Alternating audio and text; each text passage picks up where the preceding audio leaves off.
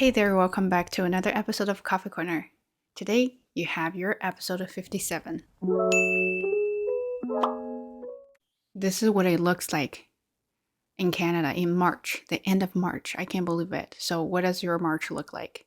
Today is another episode of Chit Chat. I'm just going to talk about random topics. I do have 3 things I really want to talk about today. Those 3 things are no, the first 2 things are from the articles I did with my group, and then last thing is just inspired by Inventing Anna. I just thought about that. Nothing about con artist, but got inspired by the show. So, first thing I want to talk about is Lurk. Um, yeah, so if you did the article with me, you probably understand what lurk means. And I just thought that was interesting because I am a lurker. When I'm in a group, I do not participate. I do not say anything. I am in one of the groups. There's like a big group of 500 people talking about how to write in Chinese. So I was in the group and everyone was so participating and so active.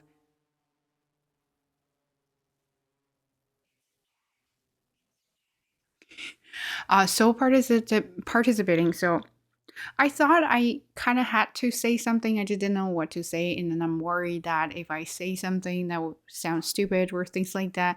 And then I'm worried about being judged. Anyway, but I'm not passive. I mean, I'm kind of passive, but I'm not like doing nothing in the group. I am closely watching every single comment, which just sounds very creepy, but yes, I doing that. I know in my group there are some people, hello there, and you're just watching everyone doing their work there. But also not only in the group, you're lurking. I'm lurking. When I follow a lot of people on YouTube, Instagram, all kinds of social media, Bilibili and 小红书. I barely. Okay, I have to confess. I barely leave a comment. Which is not really good. I may give a thumbs up. I may like the post, but I don't really normally comment on any posts or videos there. Um, it's not a good habit, but I did get karma about it, and now people are just watching my videos, not giving me a thumbs up or comment. Hey, you guys, if you haven't given me a comment yet, maybe think about that. But I was thinking why I am such a lurker. I think maybe that's just because personality, and sometimes you don't feel like you'll be part of the group, and it's hard to discuss things. And sometimes I feel inspired. I mean, in my group, I tried my best to be part of it and then respond to uh, almost every single messages there, and then trying to be the leader. But then I feel awkward because I'd rather other people to do that. So I don't have to take responsibility, which is a rebel. You should always take responsibilities. But I was like, what is your reason? If you do not like, so if you like watching videos and reading posts without leaving a comment or anything, like what is your reason doing that? Let me know. I'm just very curious about it. I'm getting better because now I'm a content creator. I want to see comments. So that's why when I see other content creators, I will leave a comment there to show my support because, wow, karma is a, right? So that was very interesting when we did the article, and people were talking about how they were being passive in a group and why they didn't want to participate. And funny thing is, there are a couple of people there say, "Oh, I always watch your video, but never left a comment." So, wow, go leave me a comment, and they actually did. Very funny about it. So personality might be a reason of me being a lurker, but I think it's that whole social media thing that I don't want to be judged, which brought up our second topic, being judged. Also, in an article we did in the group, to be judged or to be ignored, it's up to you, or things like that. I want to say that in that article, Seth Godin said that up to you, right? So you choose whether to be judged or ignored. And I made this comment on that one. I think it's like being judged or not is not up to you. I think what he meant there is it's up to you if you want to show up or not, because once you show up and then you're automatically being judged. I remember I mentioned this in a book I read before. I forgot, is it Talking to Strangers or A Loss of the Heart or the other book? I totally forgot. So they all kind of blended in my brain. So it says that the judgment thing is something that you can't really control. It's not up to you. Once you are here, you're automatically judged. And I think I did a video about it, and I can't really remember.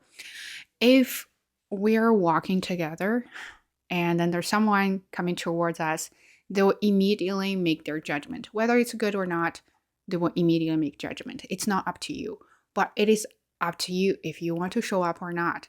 I think that's a part of the reason I'm such a lurker, because I choose to be ignored. I don't want to show my presence so then nobody would judge me. But then also I lose opportunities to be part of the group, to show my contribution, to show my presence, to show like I want to improve or something like that. So you have to think about what you get and what you lose, and then weigh that and then decide whether you want to be judged or ignored. And again, a really good example of whether you want to be judged or not, I think when I first started this channel, and I said this many times, I wanted to improve my speaking, but it took me a lot of guts to decide if I want to post it or not, because back then my English was not very smooth. And I am still making mistakes now. And every time when I say, and then all of a sudden just have brain fart and then totally forget everything. And I want raw, unfiltered videos. It means I don't really edit out my mistakes. So I want to leave it there so I learn and I don't pause, and I can just continue, keep going. So that is one of the things I had to decide whether I want to post my videos for other people to judge, or I just want to keep it on my phone and watch it myself and learn from there. And I discovered that I probably learn better if I feel like I have to do it. And then there's like, there's a motivation behind it. So I put it there, and so far, I mean, it's getting better, but in the very beginning, I got a few comments saying something about my English, my accent, and everything. Um, and I think one of my friends actually asked me, because she kind of said that, oh, she wanted to do that, but then she's afraid of those comments. And I just said, well, this is my decision to be judged, because, if this is what I want to do and this is what I want to improve, or this is the way I choose to improve, then I have to accept the reality that people are going to judge my everything, right? So I even got a mess. That's ridiculous. I even got a message like, why are you so ugly as I'm like, what? Yeah. So the good thing is I don't really care about what people think about my appearance. I'm more worried about whether they think I'm smart or not. So maybe, different people have different uh, bottom line. I don't know if that's a bottom line. Anyway, so I thought that was a very interesting article to talk about. Being judged is something you just can't control. You can decide if you want it or not. Then that leads you to the other option, being ignored, which is funny. I used to be that kind of person. I'd rather to be ignored, but then I feel it's not fair because nobody recognizes my effort and my skills and my talents or things like that. But seriously, that's you decide to do this, right? I decide to do that, and then I have to accept all the consequences, bad or good, right? Doesn't matter. That's a part of that decision. Part of the decision is you're not going to be judged. Good for you, and then you feel happy. But part of the decision is you're gonna have to be nobody to anybody, and then you stay small, right? And then people wouldn't acknowledge you, wouldn't notice you, and then all of a sudden you just become invisible. Would you be okay with that? If your answer is yes, then go ahead and be ignored. But if your answer is no, then you have to gonna be judged at some point. That's a really hard decision to make, I guess. So, But the painful thing, I even mentioned this in my reflection. I said the painful thing is people want both. People want the glamour, they want the fame, they want everyone to say, wow, you're so good. But also, they want people to leave them alone, say, do not judge my appearance, my style, my ability, my IQ, everything. They just want the good part. But the reality is, once you are out there, you're going to be judged, especially with the social media. Every single picture you post, it doesn't matter if you're a superstar or not. Even you post a picture in your like a group or something, and people are gonna say that, oh, look at your legs, or oh, look at your clothes, or like everything out there are for them, for I don't know who to judge. And then are you okay with that? If you're not okay with it, and then you can't control them, you can't, well, they are terrible, they're atrocious, sure, but you can't control them. The only thing, or the only person you can control is you. So you decide to not post the things, or just drag them to a blacklist and block them, right? So that is up to you. That's what I'm thinking when I read this article. Very interesting. And then being a lurker is my choice to be ignored, right? So I only want to observe. I'm still learning from their comments, from their tips in the group, but I'm just not doing anything. And I don't want someone to say, well, you should not do this, or your plot is not coherent, or something like that. Like so your story is full of plot holes or things like that. I don't want people to give comments like that. So I decided to stay quiet, stay low key in the group. And then that's me being a lurker, and I'm happy about it. But sometimes I don't want to be like that. I want people to recognize me, acknowledge me. Then I have to show my presence. And then at that moment, I'm going to be automatically judged by anyone who sees me. So that is something I thought that was very interesting to talk about. So the last thing I wanted to say is biological disadvantage. I talked about this with my friends. It's very, very interesting. It might be a little bit controversial. You tell me. I'm not sure. I'm very scared about it.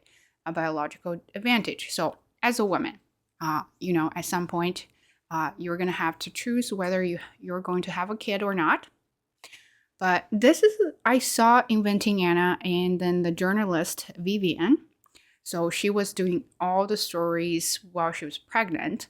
And of course, she had to deal with all the stress and pain and this and that. And people were looking at her like, you're pregnant, you should not do this, or things like that. And she was doing the story during the day she was delivering, which is insane. But then that brought me to think about, is that like for a woman, is that a biological disadvantage? Not thinking about whether you want to do it or not, just think about it biologically. Like so at that moment she was giving birth, right? Then that means during that day she can't do anything, and then after that she needs to recover. It means there are a couple of days or even a couple of weeks that she cannot do her work. So she is absent at that moment in her field. With that, cause some damage for her. So that's in the journalism industry. And then, like, say other industries, if you work, then you have to give up on something, right? Because you decide to have a kid, and then you decide to, of course, you're going to take a mat leave, and that leave will leave you to absence from your work, from your professional occupation. Would that hurt you? If that does hurt you, and then wouldn't that be biological advantage for a woman? Like, why do women have to go through those kind of things? I know it's ridiculous to think about it. So you are more than welcome to tell me your opinions. It doesn't matter if you're a guy or a girl, or you're a mom or to be mom, or like you don't think about having kids or something. So what is your opinion about biological disadvantage? That's my opinion. I know someone choose to be mom and then they're proud of it, but they have to sacrifice at some point for something, right? So would that sacrifice be advantage or disadvantage? For me, I think it's a disadvantage because it kind of detached me from what I love. because I have to step away from what I'm doing for this new baby, and I'm taking care of the baby, even though with the help with the husband or your partners, but you're still the primary one to deal with everything, because that's how we are structured biologically. So I just feel like it's not fair. Uh, and then I thought that was funny too. And that would be interesting to talk about this biological advantage. Some people might think it's advantage because, wow, you get time, you get mat leave, and you get time off. You can stay at home, still get paid by government. Um, but especially for women like who want to pursue careers and professions and those kind of things, they want to be successful in a professional way.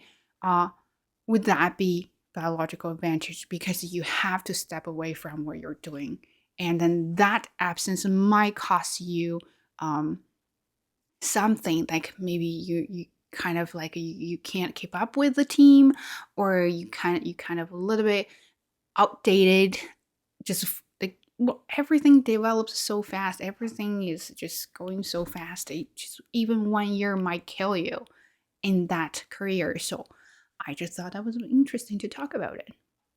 Anyway, so you let me know. I don't know why I'm very opinionated today, but you know, mm, it's your way. Anyway, so I hope you like this episode, and please give a thumbs up if you like it. If you don't like it, you can also give me thumbs up. That wouldn't hurt.